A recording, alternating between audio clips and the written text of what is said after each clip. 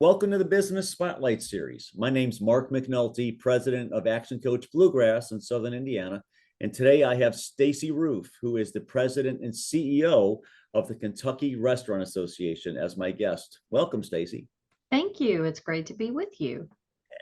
So today, Stacy's going to be sharing with us kind of what's going on in the hospitality restaurant industry and the journey of an owner in that industry. The last few years, and what some of the challenges are, and what some best practices they're doing as business owners to develop their businesses better. And if this is your first time on the channel, be sure to like and subscribe so that you get notifications for future ones.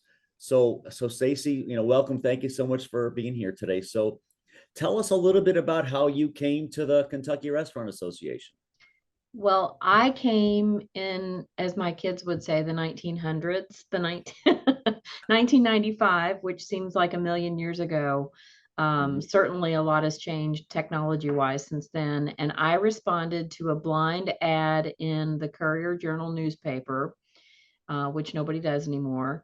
And the ad was for KRA administrative assistant. I had no idea what KRA was. I was 5 years out of college in my first post-college job working for a really small business. And I had, just felt like I needed to do the next thing. And so looking for the next thing, I interviewed for that position. I actually used the yellow pages to look up KRA. Couldn't figure it out. So finally arrived, with the address information at the fact that it was the Restaurant Association. Knew nothing about trade associations. It's nothing that you study, maybe now you do in college or anything. It's just like a whole different universe. And so I became the administrative assistant, did that for a year or so. The executive director left. They hired someone new, but not for like 6 months. So, you just do more things. It's like owning your own business in that there were 3 staff members and, there's stuff that has to be done. You have a board of directors you have to liaison with. You have events that you're producing. We had training programs. So I just took on more and more over the years. And in 2000 was selected as the CEO. Okay, awesome. Well, that's great. And yeah, there's a lot of accidental entrepreneurs out there. And there's really accidental leaders all over the small business world, right? Exactly. So, Exactly. great. Reluctant, you're like, I don't know what I'm doing yet, but I guess I know it was as much as anybody else would have in that position. Right. Okay. So tell us about the Kentucky Restaurant Association, and what's your mission? How do you support? What's your just tell us about it. Sure. So we have members all over the state of Kentucky. We happen to have our offices located in Louisville. When we were incorporated in 1964, our original office was in the Starks building downtown. When I came in 95, we were in Executive Park, and now we're in Middletown, which is nice because it's close to Frankfort. We do a lot of advocacy work in Frankfort, representing the restaurants in the state. We have about 1,200 members that represent several thousand locations throughout the state. There are, I guess, almost 9,000 eating and drinking places in Kentucky. So we never have as many as we want, and we never have all the ones we want at the same time because they come and go like many associations. But it's a true trade organization. We have a couple of chapters that are very active, one in Northern Kentucky, one in Louisville. We're looking for leaders in Lexington in that area, and also the South Central area near Bowling Green. And post-COVID, it's been hard to get people. They're dealing with their own things that they're trying to salvage their business or keep it going, learning new things and all that's changed since the 2020 year when everything was thriving before we got shut down and all of that. So the association really, our mission is to do anything we can to help our members be successful. Our mission statement is that we exist for our members' success. And so to some members, that's financial. That's how can you help me make more money or help. save money, on insurance discounts or what have you. To some, it's, what are you doing that we can get together under the same roof and talk to each other and network and support each other and figure out how everybody's dealing with the things that we're dealing with. To others, it's just, what, this is a third generation business. My family's always been a member of the association. We recognize the value. And for a lot of people, it is that advocacy piece that keeps them as members, because they know that we're really the only ones paying attention to every single bill or administrative regulation in the state that could really affect their business. And they don't have time to read all of that, or to go to the Capitol, or to meet with their legislator, even if they wind up in their dining room, And so we try and be that for them and connect them together. We also have supplier members and educational members throughout the state that have an interest in those restaurants. Okay. So how have you had to pivot since COVID, right? I imagine the support requested and needed is quite different today than it was 5 years ago. It is and it isn't, Okay. honestly. I'd say during COVID, it was very, very different, because there were so many messages and so much coverage, right? 24/7, that really just to know the actual truth and not what's a rumor or what your supplier might have told you.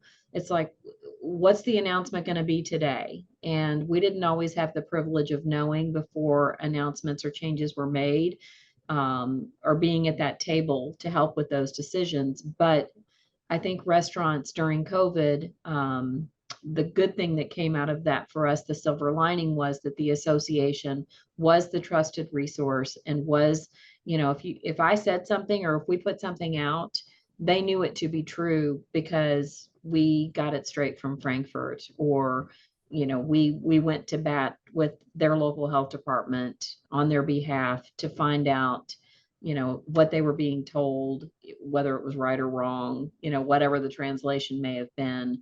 We were there, an extension, I guess, of their business when they were just trying to, as you said, pivot and keep people employed, sell food, change their business model however they needed to, just to remain in business and come out on the other side. And so since then, things aren't all that different. Labor has always been an issue for our industry. Hiring enough people, hiring the right people. Now they're dealing with people coming back to work, but they're paying a significantly higher price for that. And not all that's bad, right? Because that probably needed to happen and adjust to some degree. But they're also paying a lot, like we see at the grocery, for a lot of materials that they're using. And so their struggles are, how much can we really charge for that dish? Because we've got to make money, but people have a point where they're not going to pay more than X amount for a burger, or for, a plate of a meat and two sides. And so those are kind of the challenges now.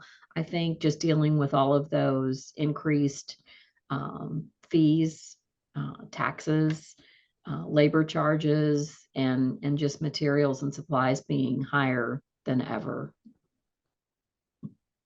So what are some of the activities you do to support your members? I know you do, some, training, education. What are some of the, support activities that you do for restaurants? One of the things that we do is, and this happens usually weekly, if not bi-weekly, we have a training and education director, Amy, who's fantastic, and she administers the Serve Safe program, which is a food safety program designed for managers and those that are in the kitchen, to be certified, and health departments around the state accept that as the training that they're required to have in place and certification. We also do a Serve Safe alcohol program for licensees who want to train their staff in responsibility. And, and sometimes there are insurance discounts and Right. things that go along with that. But the biggest benefit is just having your staff on the same page and communicating with each other and knowing what signs to look for and what what they need to have in place in their policies to make sure that they're protecting that liquor license, because that's often the most valuable resource a restaurant with a liquor license has. And they want to make sure that they abide by the law and all of the things that go along with that. And so those are the two main programs we train on. We'll host webinars fairly regularly, whether they're from a provider member of ours. We did one last week with the Department of Homeland Security about human trafficking. And, as we come into the Derby season, right? Yep. It's around all the time, but it's heightened, I think, and we need to really just let our operators know what signs to look for in their businesses, if someone happens to be in that situation, and how to help and what the right steps are to take if you think that someone maybe in a weird situation like that. And so that's just an example of the kind of things we try and do. We do a lot of emailing because it's tricky, especially with the various hours that operators are open and the meals that they serve. It's hard to communicate with them oftentimes. It's hard to get them to participate in things in particular that are outside their business. And so I'll email information a lot, because I know that whether it's midnight when they look at that or 9 o'clock the next morning, hopefully they're not just hitting delete, and they'll look through it. And if it pertains to them, then they'll respond when they can. Right. So a lot of, in the Louisville area, seems like there's restaurants opening and closing all the time, which isn't unusual, right? Right. That's not new. Again, that's not, still a lot of people talking about, that's from the COVID hangover. And I don't think, that's long gone. It's Absolutely. natural rest, that's part of the nature of the industry. So in particular, thinking about the startups, the new, so what kind of resources, for like a new restaurant, Right. that, or one that's trying to like go to their second location, right? It's one thing to make location one successful, Mm-hmm. and replicating that in location number two it tends to be more than double the work sometimes. Yeah, we don't get a lot of location number two questions because they've been through the process Mhm. oftentimes. I think that it's overwhelming when you start any kind of business. In our industry, you add a layer of, okay, there's a health department, there may be ABC involved. You've got to get your building plans and your floor plans approved by the fire marshal and all these entities, right? And so it's not just as easy as, okay, go to the Secretary of State's website, register your business, get your tax number with the revenue cabinet, you're ready to go. You've got all of these layers of things. So I recommend when they come to me and they're brand new and they've never done this before, go to the Kentucky One Stop, register your business, go through those steps, reach out to your local health department, establish a relationship, ask them from their perspective, because it differs. Every health department's a little bit different. They've got the basics that they have to do, but get them involved. If you've got a building you're thinking about, ask the health department to come and look at it and tell you before you go down the design or rearranging phase. Get their feedback and let them tell you what they need, because you don't want to go through that and end up paying on the back end for things that you didn't do correctly when you set it up. Work with a very good accounting professional who knows restaurants. And we've got those in our association, because even, smaller cities' taxes are different than one another. And so just knowing that, you've got to know laws around tipping. You've got to know laws around sharing those tips if that's something that your business does. And then, of course, you've got to know who you're going to buy your food and your beverages from, right? And so, there's a million different things. There's grease traps, there's hood cleaning, there's, um, you know, fire safety. There's so many different factors, right? And if you've never been in business for yourself before, it can be really daunting, to say the least, right? And then it's like, oh yeah, PS, how are people going to know about us, right? How are we Right. going to get ourselves out there? There's so much competition. And so hopefully joining the association is a part of that. It's not the part, but it's one of the factors that they can hopefully bring into the fold, and we can help them with that. Okay. So what are some of the things the association does for its members that you wish more restaurant owners knew and Mm. realized and took advantage of? I think that one of the things is just grassroots, old school, and this happened on Sunday. I got an email from one of our operators who said, we're thinking about a new location. They've been in business for many years. She's like, we know all the things we have to do, but I wonder if you could ask other members who they recommend for a design or architect piece, because that changes, right? If it's been 10 years since you opened a new spot, or you're doing something different than your other places, then you might want a completely different approach, right? Or someone that looks at it differently. And so I put that question out Sunday afternoon, and I bet I got 15 or 20 responses in 3 or 4 hours. And I just simply forwarded those to her. Um, no one knew who this operator was, because it's their story to tell. When they're ready to say we're opening a new place, they'll network with their people, and they'll put it out there. But that kind of grassroots help. You always hear how competitive our industry is, and it is, but they're also very giving, and they know that if a new restaurant opens on my street, it's going to bring more business to me too, right? And we're all in this together. And so they're very giving and sharing together, and they do like to help one another. And that's my favorite part when we have meetings and things, is to see them during a break time, just kind of going, what are you doing about this? How are you dealing with that? Can you believe that happened? What's going on in your place?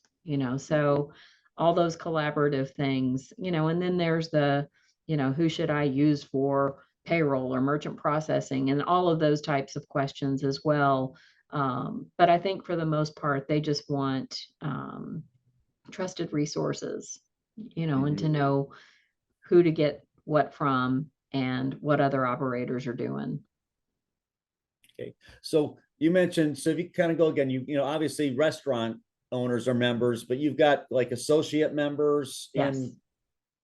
Yes. Associate members are suppliers or service providers. They're payroll companies. They're um, fire and security companies. They're ServPro, who comes in and cleans up if there's a mess of some sort. They're insurance companies. They're food brokers. They're food distributors. They're Republic National Distributing that sells, wine and spirits. There's just a million different things that restaurants need to have at their disposal to be able to operate and open every day. There's companies that bring in their floor mats, their linens, that, like I said, service the hood cleaning in their establishments, or the grease traps. There's companies that come in and replace the soap all over the restaurant and the restrooms, and just all those things. And then the things that we see every day, the dishes and the straws and the condiments and all the things that we eat and stuff. So there's that. There's also educational members. We have a separately incorporated 501c3 educational foundation, which oversees our ProStart program, which is a curriculum for high school students that are interested in hospitality and culinary and management. And so we're trying to develop those next folks that will hopefully go to work in our industry and love it. And we connect them with mentors and with those suppliers and with those post-secondary education institutions all over the place. We just did a competition for our ProStart teams on Saturday, and we're sending the 2 winning teams in culinary and management to the national competition in Baltimore next month. And so we'll be working with those students over the next 6-7 weeks to try and hone their skills and make their presentations and their cooking and their menus, everything better, so that when they get there in that national spotlight and they're on that giant floor competing, they represent us well. Oh, that's awesome. That's cool. So, what's your advice to somebody who's thinking of, how do you advise somebody? No, let me ask this first. So somebody is interested in becoming a member of the association. What's the process? So it's really easy. And the easiest way, I guess, is right on our website, kyra.org. The first button that'll pop up is join now. Dues are mostly tax deductible. That small portion that we use for our efforts in Frankfort makes it not 100% tax deductible. But, Yeah. For a few $100s annually, they can be a member of ours. And, if you look at it as a tax deduction, it's practically free, right? And the resources that we provide. But I would say that it's, any association or any group of people has a professional association. This is that for restaurants. Just like if you were a CPA, you would join your association. You probably have a speakers or coaching association that you're a member of, that you participate in. Those are the people that you glean knowledge from and that you want to share information with and ask those tough questions when they pop up. And so to me, it's kind of a no-brainer. But with all the technology that exists today, I think a lot of people rely on Google and other internet information as that de facto association, because we don't have the personal touch as much as we used to, right, Right. in the world, and I'm older, I'm old school, and so I first think of things like associations and groups, but younger folks may not. That just might not be what they're used to, just finding an answer in 10 seconds on their phone and kind of going with that, looking at reviews, seeing who said what, and going down that road. But the association always works in the background and it's always a good value. Restaurant members pick their dues level. We don't audit that. We don't care. But for a Mhm. few $100 for a year, we try and keep it fair so that smaller folks, the scale is smaller. If they are larger or have more locations, then they're suggested, it ties to their food and beverage sales annually. Okay, good. So, it's the honor system. Don't Mhm. care. I would just encourage any restaurant to be part of the association because we're doing the work on their behalf, whether they are or not. We just want them to do their part. Right. So what's your number one piece of advice to like a starting restaurant? Ooh, First time. it kind of depends because a lot of times they have some background and that's helpful if they've worked for someone else or if they've been in the industry or around it. That's always good and that bodes well, right? Right. If they're 100% new, no background whatsoever, everybody loves my meatloaf, then my advice is you really need to consider this because it's not easy. It's not easy work. Even if all of the things are humming along perfectly, it's really hard, right? Mhm. There's a less than 5% profit margin. So for every dollar you make, for every cup of coffee you sell, you're going to make a few pennies. And so you've got to look at it from so many different angles. You've got to tackle volume, you've got to tackle location, and all of these things have to be functioning at a really high level for you to be profitable and to continue down this road. And sometimes that takes, a couple, 3 years, right? And Mhm. so a lot of our operators are still digging out of COVID debt, Right. believe it or not. And so, No, while that's common. You're not the only industry. You know, no, the good news is the money was there so that everybody didn't have to go back exactly, and close their doors. exactly. The bad news is they all owe the Small Business Administration millions of dollars. Exactly. So, it's not an easy industry, and I advise them to talk with, as I said before, an accountant and an attorney before they really get serious about all of that. Now, for those that have kind of had a head start, maybe they've been employed, they've worked in the industry for a long time, and they just know a little more about it. It might not be as daunting, right? But typically they'll come to us when they're brand new and they don't know a thing. And I'll try and get them in front of a member or two so that they can answer real questions, not just the Stacy version, here's the little package of information. operators can give them the real, you know, the real down low. Okay, awesome. So, so now a couple quick questions to kind of wrap us up here. This has been fantastic. Really glad we did this. So, what's your key to success personally? What's been your personal key to success? You've been running this, you've been running this association for a long time. You know, I think that probably just maintaining and developing relationships. Personally, I have a lot of faith. I think you have to have something that kind of keeps you grounded, but we're a small association. I don't have a big staff. There's three other people, including our educational foundation guy, Rich. And so um, I think that just being available to people and, like I said, developing and nurturing those relationships over time, having a good board of directors that I can turn to and say, this is what's going on. How do you guys think we should approach this? They were really key during COVID. I hate to keep going back to that, but it still feels like it just happened, in a lot of ways. And so I think that people are always going to be at the heart of our industry, and they're certainly at the heart of the association, and just keeping people engaged and involved where they can be, and relying on them. I'm not the expert, they are, and together we make up, I guess, hopefully what people perceive to be a really good association. Okay, awesome. So, what's a book you've read or listened to, if you're an audiobook person, recently that you would recommend to others? It's right there, huh?